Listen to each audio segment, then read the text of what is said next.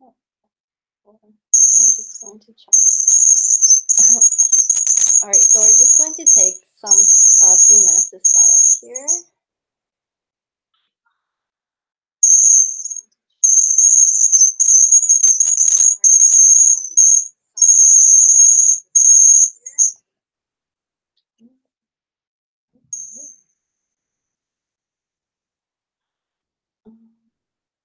Into the channel.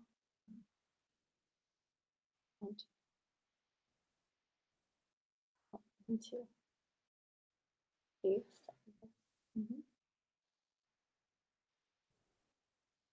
I see what's going on.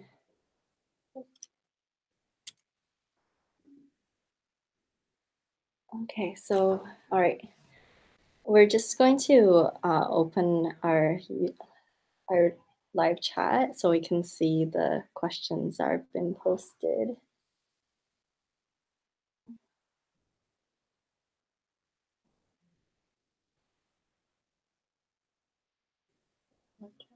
Yeah, can you check? All right. Okay, so can everyone tell us if that video and audio is working? We want to make sure that these are working before we start the video or start the session.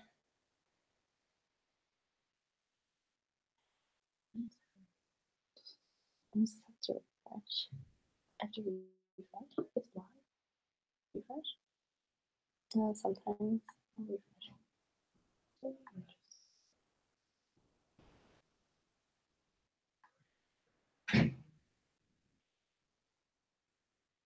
Okay. All right, so that's good, perfect. And you can see the video as well. If there's something wrong, any technical errors, just please write it in the live chat or in the comments. We'll be monitoring it and we'll see if we can fix it.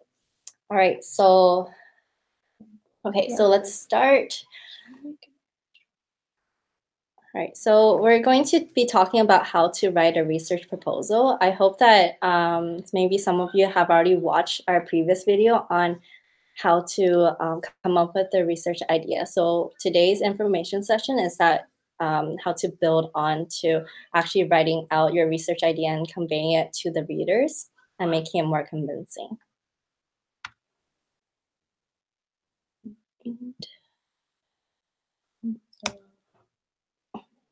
Okay, so you have an idea. Now, what do? If you check the student guide, we do list out exactly what you need in your research proposal. So these are just the sections, and they're organized into paragraphs. So we're going to talk about each one and kind of give you guys some help on how to develop each one. Oops. All right, so the first portion will be the abstract. For the abstract, there's going to be a word limit, and it's 250 word limit, but it does not count towards the 1,000 word limit of the whole entire research proposal. So the 1,000 word limit is actually starting from the introduction background info up to the methodology or conclusion. So it does not include the abstract, but the abstract itself has a word limit of 250. And essentially, the abstract is a short summary of your topic and research idea. And it's often found at the beginning of your proposal. So if a reader is trying to read the whole proposal, he or she will try to read the abstract to get a general idea on what your proposal is about. And also is to the point of an abstract is to get the reader interested. So it's important to express your ideas clearly, but very concisely. So to be very concise, you don't have to include so much detail and try to include so much specifics like everything of your methodology or include everything of your background info. So that's not the point. I tend to write my abstracts last after getting a good idea on what I wrote for my whole entire proposal. So I am able to look at it as an overview and know what the important points that I want to touch upon and try to ingrain in the reader's mind afterwards.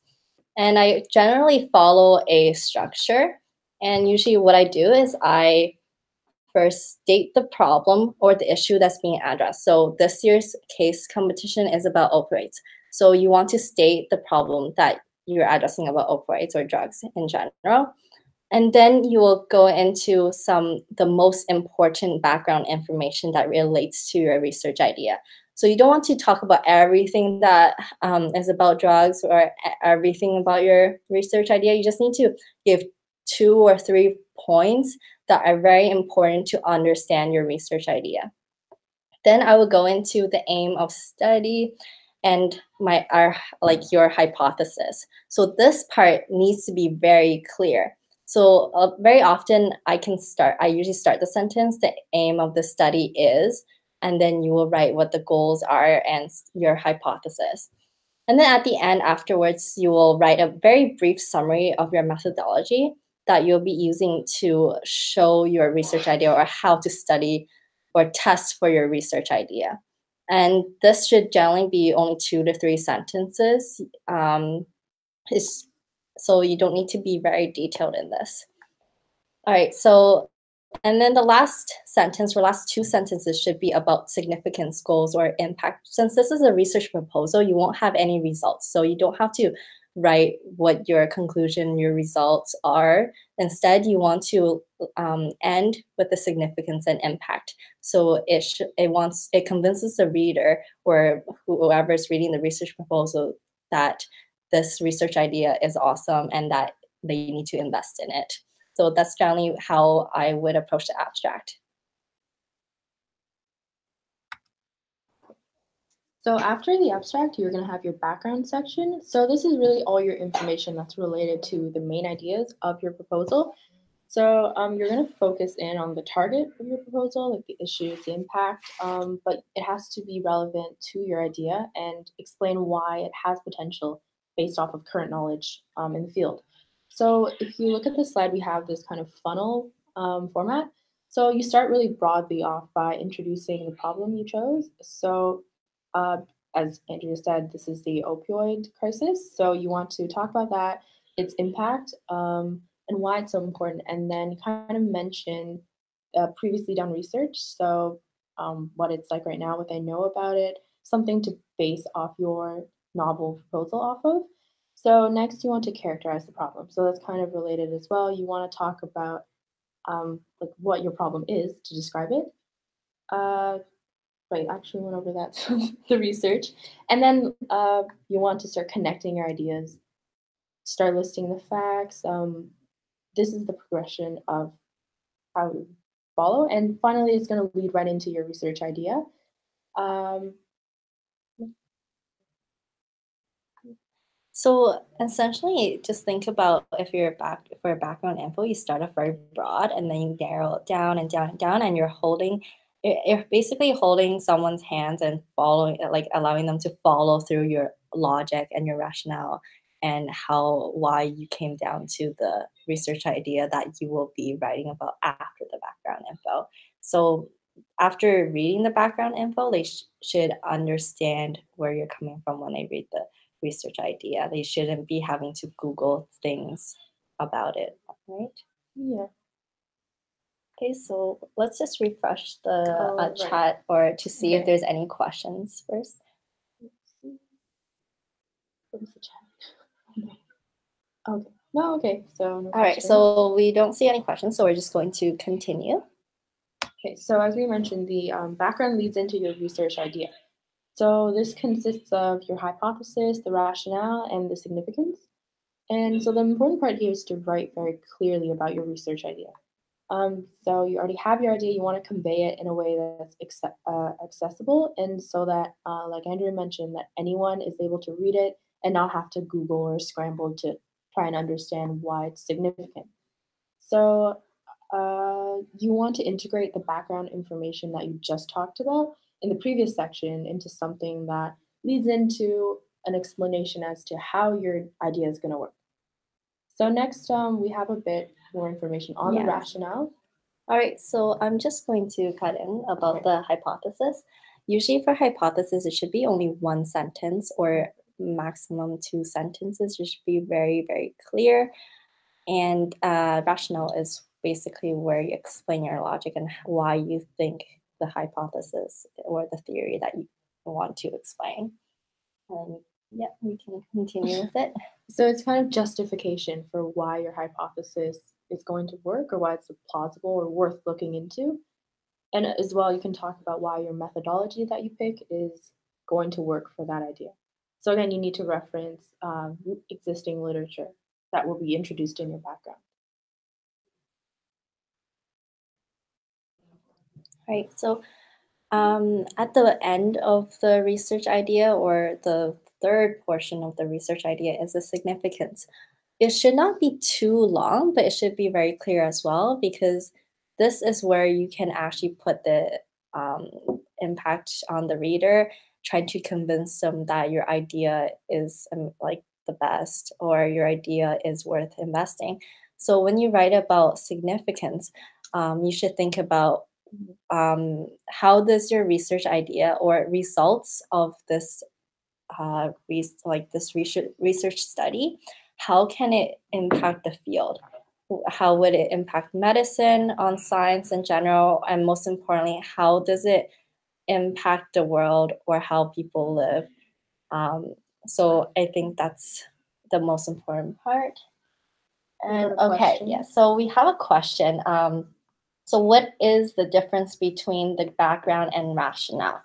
So the background is when you are first stating what the issue, the problem is, for example, right, what's going on with the opioid crisis today? Like, what are we experiencing in general? Like what do we And know? then, yes, and then go into more like, what do we know right now? What research do we have out there right now? But what research is missing? It's more general, just trying to think background and introduction to be very similar, at least to the topic itself. And it just it kind of has a little rationale, but rationale is when it's only 2 to 3 sentences or 4 sentences going straight directly hitting each point saying why your hypothesis is logical. So if you think in a way, rationale is it wraps up the whole entire background information and links it to the hypothesis, if that makes it more clear. Yeah, if that's not clear, you can for sure ask another question. Yes. Should I refresh? Yeah, you go Okay. ahead, refresh it, and see if we have any more questions. There we go. Oh, oh, okay. All right. Oh, Okay, so any questions about significance at all? or anything up until this point? Mhm.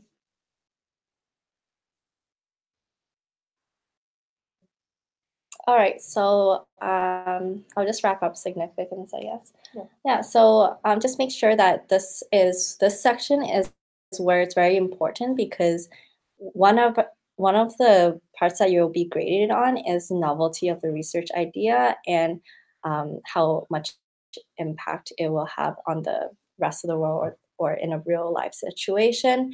So this is where you can get the points for that. So use this section well. Okay, so we got another question. It was Okay. how specific should the significance be? So for significance, you should be tried to be as clear as possible, or it depends on the idea that you have. Um, but you should be very clear. So therefore, you will need to have some details and specifics. For example, you want to say, this will impact this field. How would it impact it? Why it will be impacted? Um, so that's generally you want to explain it in that way.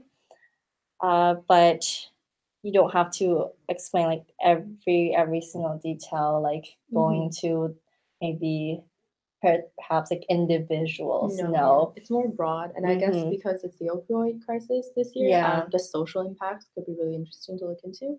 Yes. So it's definitely if you are able to see how your research idea can impact Like real world. real world plus science plus even smaller like micro like perhaps just the field itself, I would suggest that you start from small impact and build up to the so bigger impacts. That way you will be able to cover everything and wouldn't lose any points on that. Uh, Usually for significance, when I write a research proposal, it tends to be about 3 to 4 sentences. Yeah.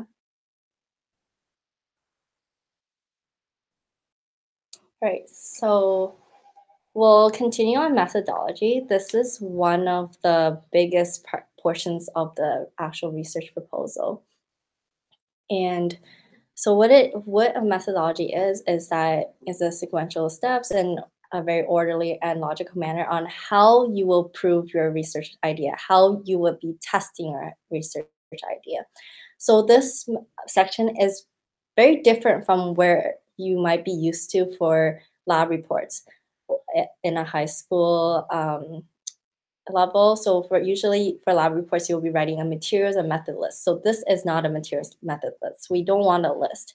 We want you to explain what lab techniques you will be using, what kind of studies will you be using to test for your hypothesis, and why you are using it. So this also includes some materials, what are you using? For example, if you're going to be using mice, or versus cells. So if you're using something that's mice or animals, that will be in vivo study because you're studying something that's in a live animal or live being. Whereas if you're using cells, that'll be an in vitro study. So make sure you want to explain that or clarify what kind of study you're using, and also explain why. And then, for example, you might also need a gel electrophoresis, or you might need some assays that test for specific chemicals. That you'll have to list the general materials in a sentence, not a list, and also explain why you are choosing to test for these specific factors. And another um, point that we want to make is that for experimental details, exact volumes and specific tiny steps are not required. For example, please, you don't need to write, so adding 10 milliliters of the substance into another, we don't need that. However, we do need the concentration of very major substances or major parts of the experiment. So this you'll have to use your own discretion about it. If you have any questions, please just send us an email and we can help you and tell you whether it's needed to be included or not, if this helps. And also, in the methodology, it's very important to state your dependent and independent variables. The reason for this is that it helps the reader or the judge when they read it to see what you're actually testing for and what factors are you using to measure it. So that for independent and dependent independent variables, you also have to explain why you chose these variables and how it will help you test for your hypothesis. And last but not least, the sample size. So sample size, it depends on what kind of study you're going to be using and what materials. So for example, if you're using living beings like animals, you might have a smaller sample size. If you're using cells, you might have a larger sample size than that. And it really depends on what materials. So please make it reasonable, but also keep in mind that if you have a sample size of something too small, then it's not as convincing. The results aren't as convincing.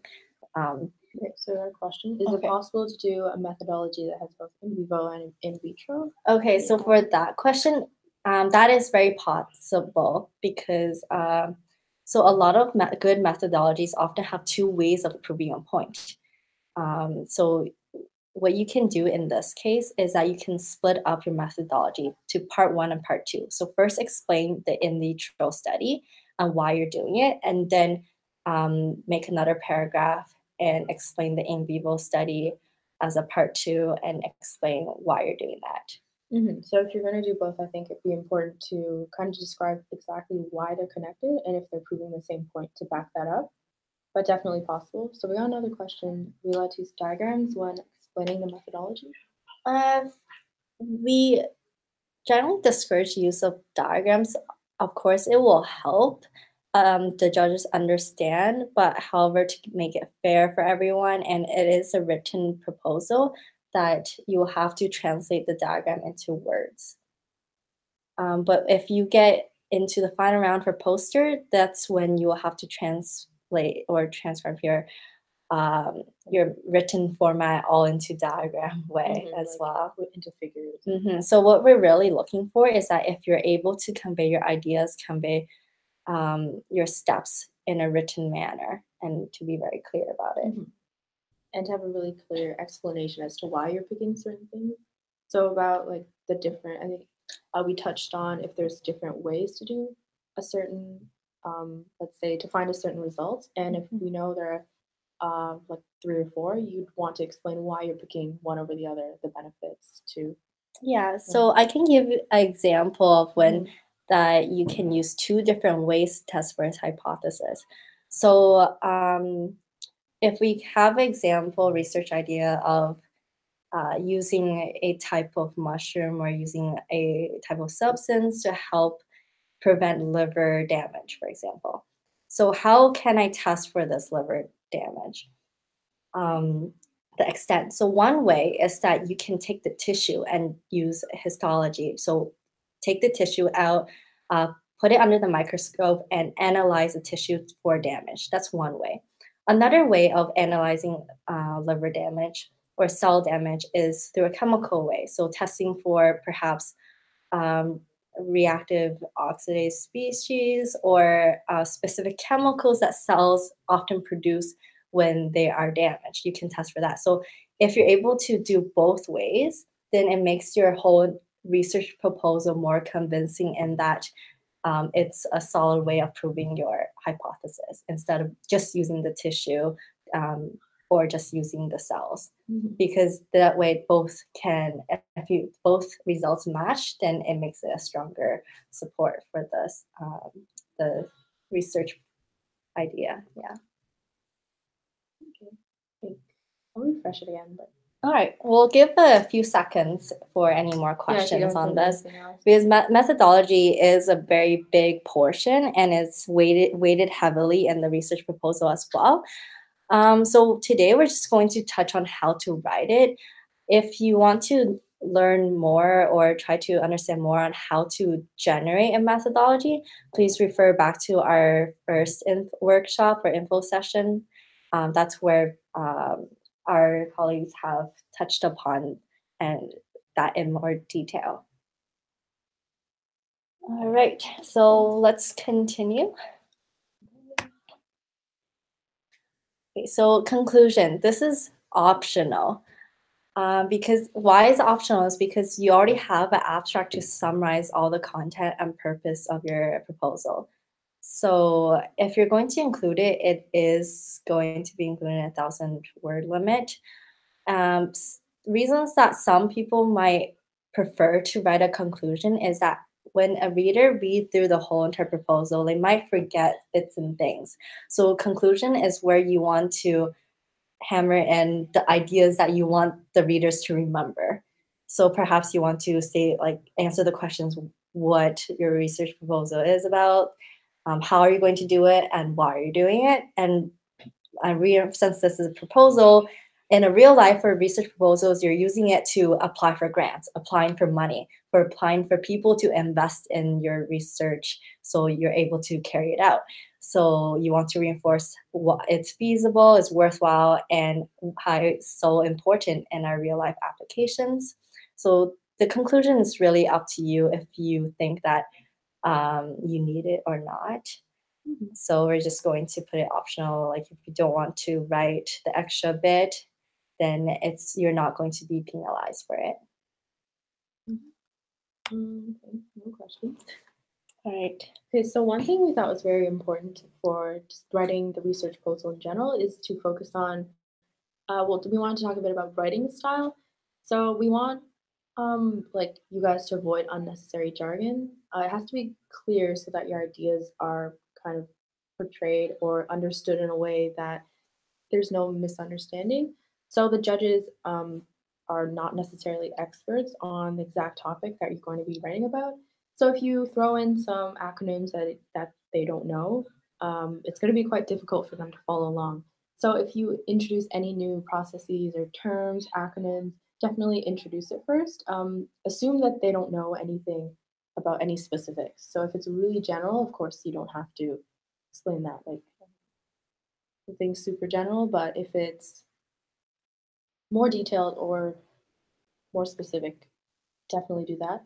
And of course, proofread. Don't try to avoid bad grammar, spelling errors because it leaves a bad impression. You want it to be neat and well written. So definitely check that over. And you don't want it to be in first person. No, I did this, I did that, no we's or anything like that. So again, to be clear, you want to walk your reader through your idea from background to the actual idea, then to justify it all the way through. And yeah. So just remember this is a formal writing. And a general rule that you can follow is that if you're going to use acronyms, so there's going to be some places that you will want to do that to minimize the word count. It's always important to state the full of it first in the background information or the first thing that appears. But this does not, abstract does not count. So if you list it in the abstract, you still have to write it full out in the background and for the research proposal. But the second time you use it, you can use acronyms. But make sure the acronym is in brackets beside the full written out word um, the first time you used it. And yeah, so and also we have changed, so we don't have a definition sheet. So you're not required to hand in one anymore. So this is where you will have to be very clear with your writing and use your discretion to see if the judges will understand the wording or the jargon without having to Google it. Keep in mind that some judges might not be experts in the field for opioids. Of course, all the judges will be from the Faculty of Science, but they might not know some jargon of this field of opioids or drugs or mental illnesses in general. So someone said, what type of formatting should they use? Font size? Um, So for font and size, please use formal fonts like Times New Roman, Arial, Calibri, 12. and font size of 12. As long just don't make it so tiny that we need something like we need glasses or something to read it, Yeah. but don't make it so big either. So I would just say Like font 12. size of 12. Yeah, pretty standard. Yes, that's pretty standard. Yeah, we're only counting the word limit, not the how many pages. Mhm. Yeah. Any Yeah. other questions before we move on? We'll give it a few seconds before. Okay. Yeah, let's refresh it. Okay. All right, so we'll go to our next slide. So how will you be judged? So this is the rubric that will be given to judges on when we give them your research proposal.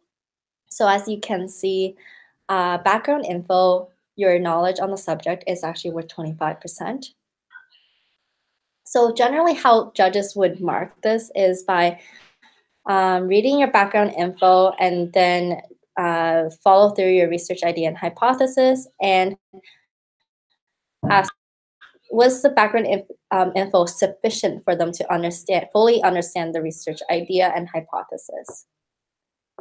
Of course, the rubric also says 5 to 6 articles cited, although it's written that way, but it's more important that you're able to write in all the important background information for them to know, and that usually includes more than 6 articles. Yeah, a bunch of questions. All so right. are titles included in the word count? Titles are not included in the word count. Okay, so how you develop the final product into PDF? Okay, so for the how to develop the final product, so what you can do is write it in Word and then save it as PDF. So save as PDF, or you can print it. And some softwares are able to, when you print it, and have an option of save it as PDF as well. If you come into any technical difficulties, please send us an email and we're happy to assist you with it. If anyone's using Pages, I think there's an export as option. If you type out export as a PDF, and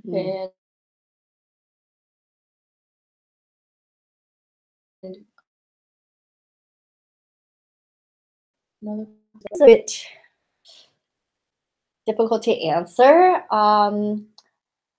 because you can give it a specific name or you can make an acronym of it. For example, you can say X drug or something like that.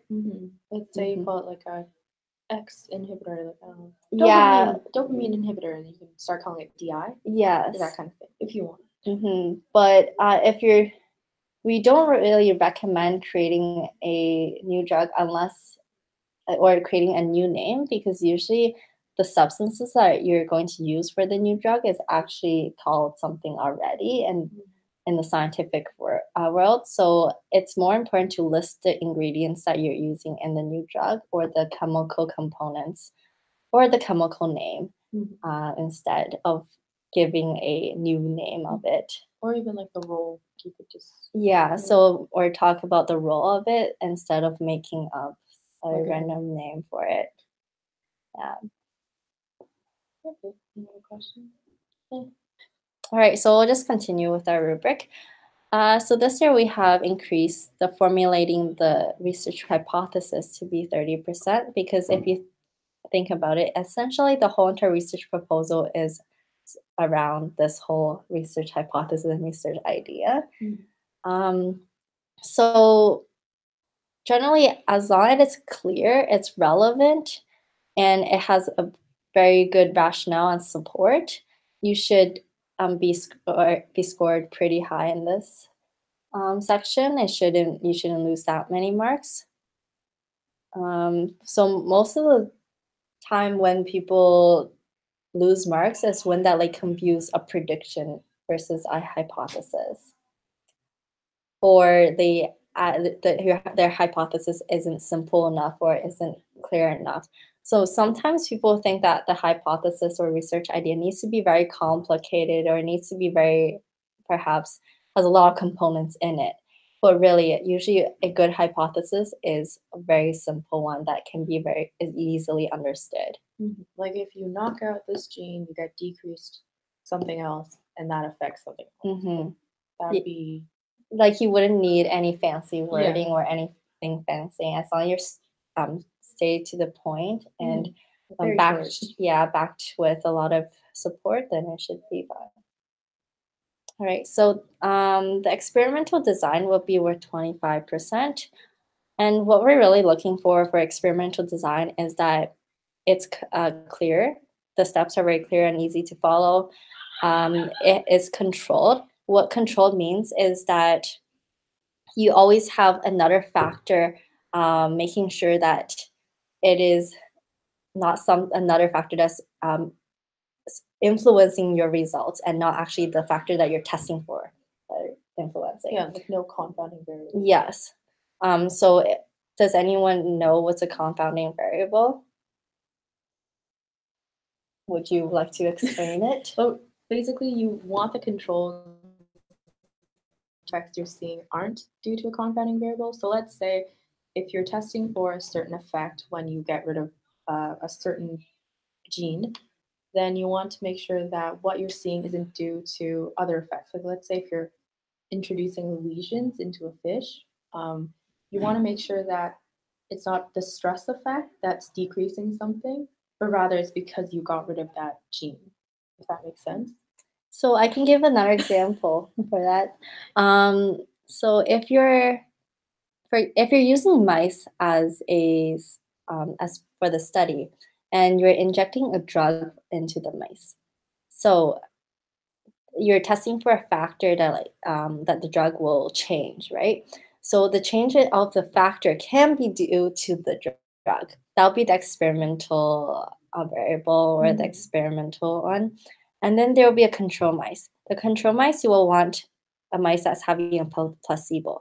So it's getting injected by water or another Yeah. substance that should not change the factor, Yeah, so theoretically. that's called a sham injection, and they do that just to control for the fact that the mice are still getting the injection, and any Mhm. stress effects or any physical problems due to the injection would be consistent across whether Yeah. it was a drug or if it was like the water one.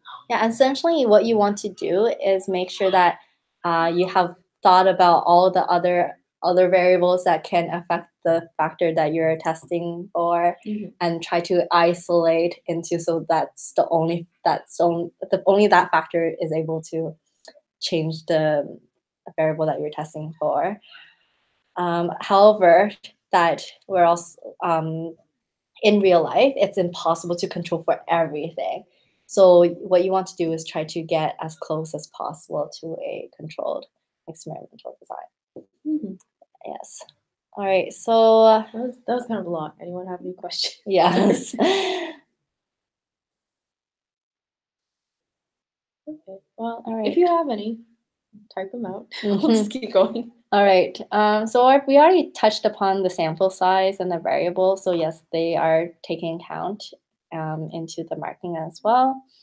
Okay, so we'll go into the creativity and novelty, which is worth 10%. This is also your research idea and your significance of your research proposal. So, what creativity and novelty is that you're coming up with an idea that perhaps no one would have thought of, or it's a interesting way of approaching this problem that many people haven't really gone into this field. But this does not mean that you have to come out with an idea out of the blue, something that doesn't have any support or anything. So what you can do sometimes is that you can combine two different fields or two different um, research or background information that usually no one would think that it will be combined together, and combine it to as a creative way of solving this an issue. So that's another way of generating a novelty or creativity. It doesn't mean that you can't have any background info. You can't. So sometimes people might think that, oh, I go into database, someone has already done something similar. So it's not creative or any novel or like novelty in that. It does not mean that way. It's just that you need to use known support or known research to make into something new. Mhm. Yes. So, but if so, this one's a bit touchy. So sometimes, like you might find that your research idea is very similar to something, but we'll take in account. We will have judges read over some basic articles, and this is why it's very important to reference in it, so the judges is able to go back and check, so they can give you full marks for creativity and novelty. All right. Okay, so and then we have 10% just for the written portion, or like expression and organization. So this is generally um, how your written style. Is there any grammar mistakes, any spelling mistake? Is it formal? Is it clear? So these are how it's marked for this section.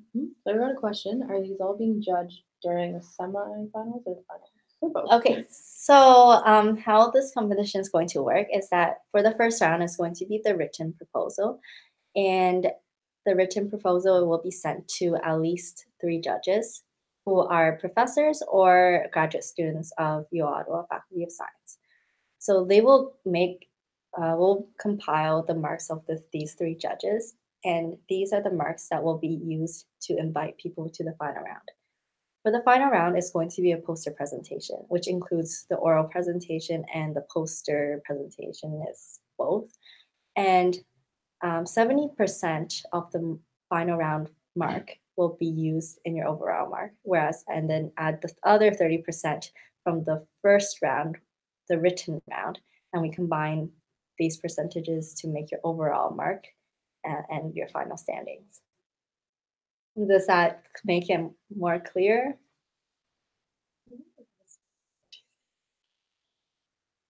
Okay. All right. Any other questions? Okay, so we'll go into references. Right. So we talk a lot about how you want your new creative idea to have that kind of background because you want something to back it up, something that we already know and is established like in the scientific field. So to do this, you really need those references. They have to be really reliable and they have to rationalize your new idea, to back up your hypothesis. And so basically, when you use anything that is pretty much if you use anything, you have to give credit. So any kind of background, scientific knowledge that you need to build up your hypothesis, you have to cite. So you're going to reference it in the references section at the very end of your proposal. You're not going to be using in-text citations, but you put a superscript number after the information that you include. So let's say you have a sentence and that's based off of a paper that you wrote. You put a number after superscript, and the numbered list at the very end is just going to be in the order that you've used them in. Then the order of the numbers as they appear in your proposal. So the Mhm. format you're using is APA, sixth edition, Yes. and Yeah, yeah. so generally, if you look at the real APA 6th edition, it doesn't really tell you to superscript the number and instead make you make in-text citations. We don't want that. We are making a modification of the APA 6th edition to save the word Mhm. because you do have a word limit. So it's much easier for you just to superscript the number and then have the numbers At the in very at the very end for the reference section. It's just the order of appearance. yeah, so it's just the appearance or like the actual referencing of the paper, the article, or the source that you got the information from. That's the part that needs to be in APA. The numbering just needs to follow what we wrote in our student guide or in this presentation. All right, so some people might ask, there's so many articles, do we have to do our referencing manually? And the answer is no. There is a free software called Mendeley, and what Mendeley does is that it saves all you up. You can upload all the articles that you use, put it into Mendeley, and Mendeley will generate a bibliography, generate a reference for you. Do we have a question? Will the judges be checking the word? So some judges do check the word count that I know of because we have received emails about it previous years. However, most of the um, word count checking will be done by the OSIC team before we send it to the judges. So what we do is that if it's over the 1,000 word limit, we just chop off the part that is past the 1,000 word limit. The reason why we do this is that we don't want judges to be reading proposals that are 10 pages long or 5, 6 pages long, and just to make it fair for everyone, because maybe some people adhere to the 1,000 word limit or it's less than that. Some people went over, so we want to make it fair for everyone. So like, please keep it under 1,000. So do we put the citation on the page of the footnote as well as the end reference? So it's not a footnote, it's No, a it's not. superscript number, and you're going to refer to that number. So let's say we're in the abstract or somewhere and you're citing something, you put a 1 superscript right after the information, and then at the very end of your proposal, you're going to have a reference page and it'll say 1 and an actual APA citation for that. Mhm. Does that make sense? Hop in there. Yeah, so I think there is a Oh, there is one, the student guide. example at the back, or there's an example in the student guide, so you can refer to the student guide for the referencing.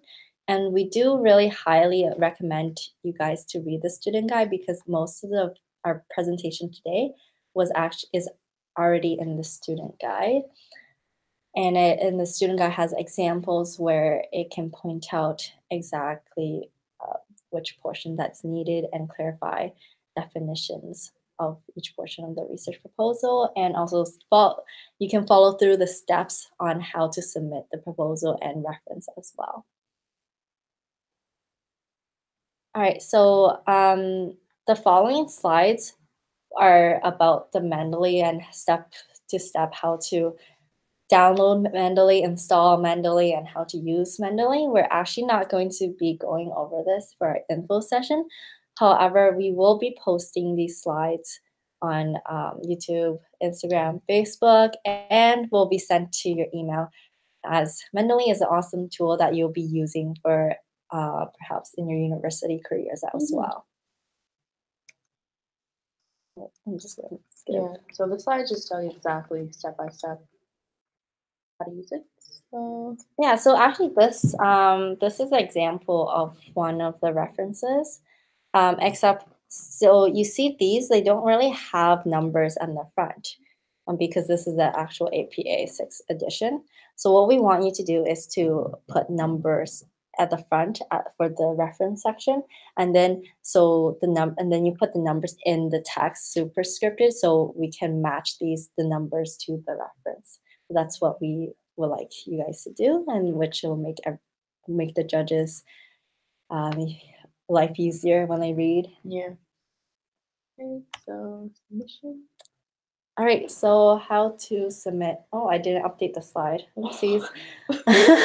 All right, it's okay. But the date is the same. The submissions are due at 11:59 p.m. December 10th, 2008, not 2007. I mean 2018. I'm Yeah. sorry, not 2017, 2018. Okay, and then please submit to our email osic.uottawa@gmail.com.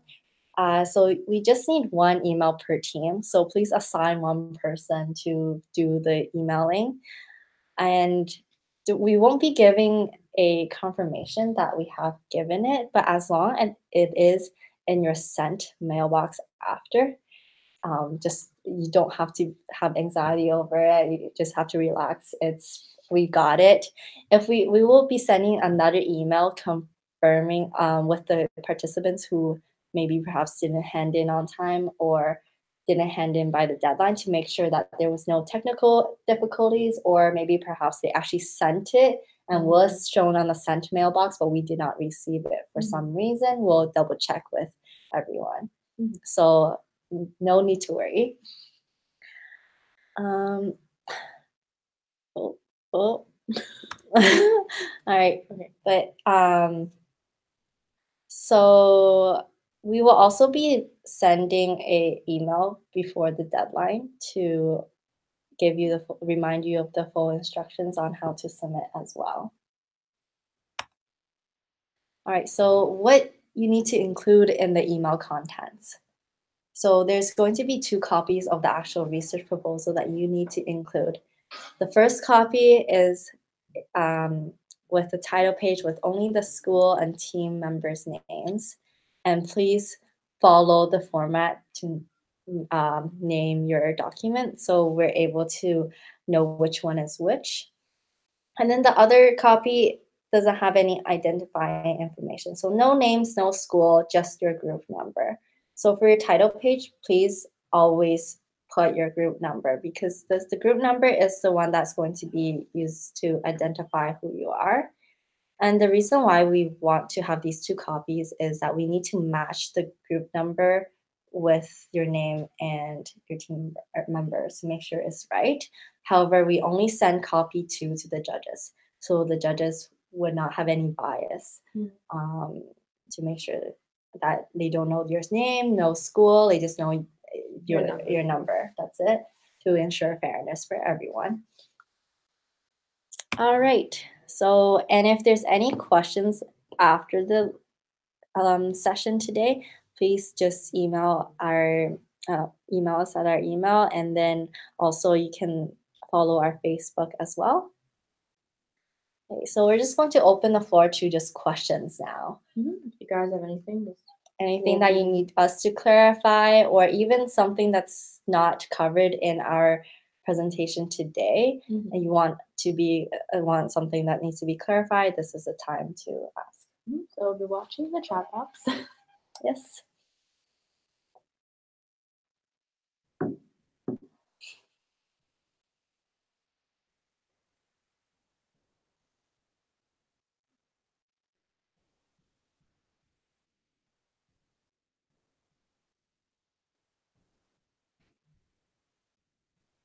All right, well, we'll give 5 minutes for questions. If there's no questions within the 5 minutes, we're going to end the live session. But if you have anything, you think of it afterwards, you can always email or contact us.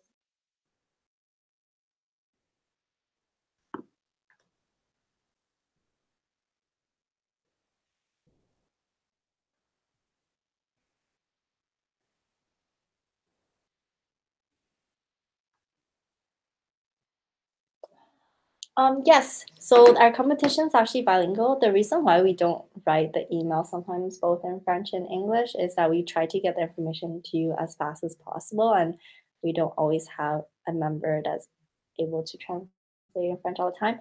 But for these proposals, you have the choice of writing in French or English. It's whichever you're more comfortable with, but you only can choose one or the other. No, we cannot accept proposals that are half written in French and half written in English. So think about the proposal as a formal document. So it can be in only one language. And the people who are marking your proposals will be either bilingual or focuses on English or French. So some of you might have a French team code. So the French team code start with a F. So that shows that I need to find a bilingual or a French speaking judge for you. So that's why we give out these team codes. The PDF is a formal report and non-poster. Yeah, so the PDF is just your written document or written proposal. Don't worry about the poster. For the poster, It's like final it's for round. only for the final round, and those who are invited to the final round will be given a very detailed instructions on how to make a poster and what requirements for the poster there are. Yeah, so your proposal isn't in a poster format. It's like written. So it's the first round is not a poster, it's a written format, just Mhm. to clarify. So Like paragraphs. yeah, and paragraphs, sentences, words, no pictures, just 1,000 word. That's all. Mhm. Yes.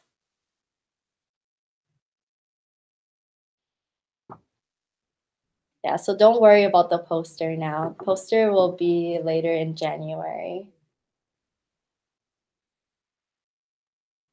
All right, so any more questions?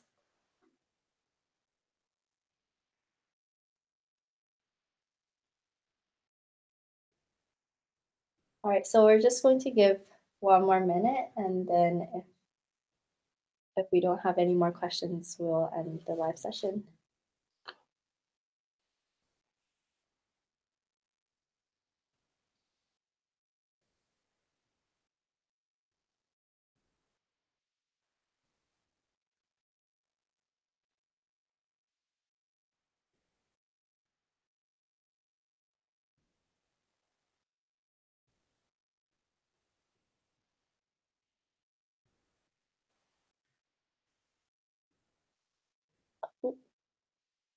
Yeah, just Yes, just text. simple text. It's like a lab report, but with different components in it.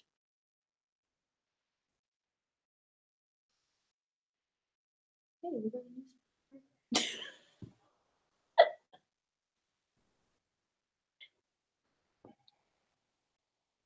All right, so last call for questions.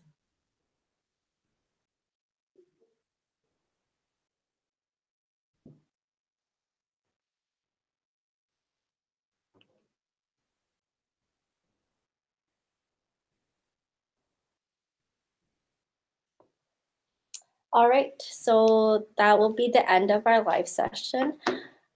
So we will not be hosting any more workshops as the deadline will be nearing us soon for December 10th. So if you have any questions or you've thought about anything after the session, please just feel free to email us and we will try to get back to you as soon as possible. All right. So, okay. So good luck for everyone for your proposals and hope we're very excited to read all your proposals on December 10th or December 11th. We're sure that you guys will be doing great. And Yeah. fine. All right. And again, if you have any questions, definitely email. Yep. All right. Okay. So have a good weekend and evening. So if there's any questions, just feel free to email us. All right.